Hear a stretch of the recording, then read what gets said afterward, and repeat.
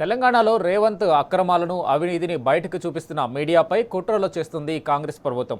అక్రమ కేసులు బనాయించి పోలీసులను అడ్డుపెట్టుకుని దౌర్జన్యం చేస్తుంది. తెలంగాణలో సోషల్ డిజిటల్ మీడియాపై రేవంత్ సర్కార్ కక్ష సాధింపు చర్యలు చేస్తుందని మండిపడ్డారు Rajpath news editor in chief Krishan Kumar Dubey. రాష్ట్రంలో రేవంత్ సర్కార్ ఆగడాలను మీడియా చూపిస్తున్నందుకే కేసులు పెడుతున్నారనిపిస్తుందని ఆగ్రహం వ్యక్తం చేశారు. ఈ విషయం గల్లీ నుంచి ఢిల్లీ వరకు తెలిసిపోయిందన్నారు కృషన్ కుమార్ దుబే. డిజిటల్ మీడియాపై యూఏపీఏ యాక్ట్ వాడడంపై ప్రెస్ అసోసియేషన్ సైతం తీవ్ర ఆందోళన వ్యక్తం చేసింది.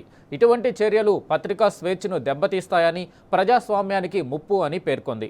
గత 27 నెలల్లో సోషల్ మీడియా పోస్టుల కారణంగా జర్నలిస్టులు, కార్యకర్తలు, మీడియా సంస్థలపై కనీసం 250 కేసులు నమోదు చేయడంపై ఆగ్రహం వ్యక్తం చేసింది. वो मीडिया विरोधी हो गई है।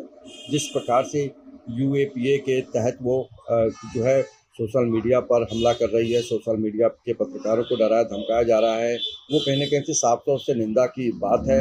क्योंकि ऐसे अगर रेवंत रेड्डी की सरकार काम करेगी, मीडिया को अपने दबाव में लेगी, मीडिया के ऊपर जो है प्रकार से हमले होंगे उनके कार्यकर्ताओं के माध्यम से, पुलिसकर्मियों के माध्यम से, तो ये कहीं न कहीं से निंदाजनक बात है।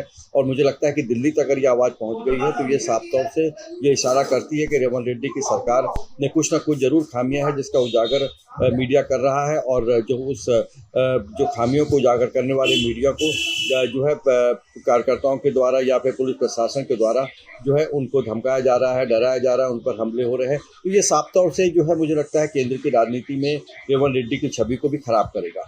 దాదాపు 300 సంవత్సరాల క్రితం ఫ్రాన్స్లో ఒక చక్రవర్తి ఉండేవాడు. అతని పేరు లూయి ద 14th. అతను అనేవాడు లేతా సేత్ moi. అది ఒక ఫ్రెంచ్ సెంటెన్సు. దాని అర్థం ఇంగ్లీష్లో ఐ యామ్ ద స్టేట్, అంటే ప్రభుత్వం అంటే నేనే, రాష్ట్రము దేశం అంటే నేనే. దాని తర్వాత అతనికి ఏమైందో మన అందరికీ తెలుసు. తెలంగాణ అంటే రాష్ట్రంలో తెలంగాణ పోలీస్ వాళ్ళు 200 కేసులు సోషల్ మీడియా కంటెంట్ రైటర్స్ మీద కేసు వేశారు. తర్వాత ఎక్స్ను, ట్విట్టర్, ఫార్మర్లీ ట్విట్టర్, దాన్ని ఆ కంటెంట్ను తీసేయాలని చేస్తున్నారు. తర్వాత ఒక కంటెంట్ క్రియేటర్కి వ్యతిరేకంగా 80 కేసులు చేశారు. అది చాలా దురదృష్టకరము. మన రాజ్యాంగం పత్రికా విలేకరులకు, జర్నలిస్ట్కి ఫ్రీడమ్ ఆఫ్ ద ప్రెస్ అని ఒక రైట్ ఇస్తుంది.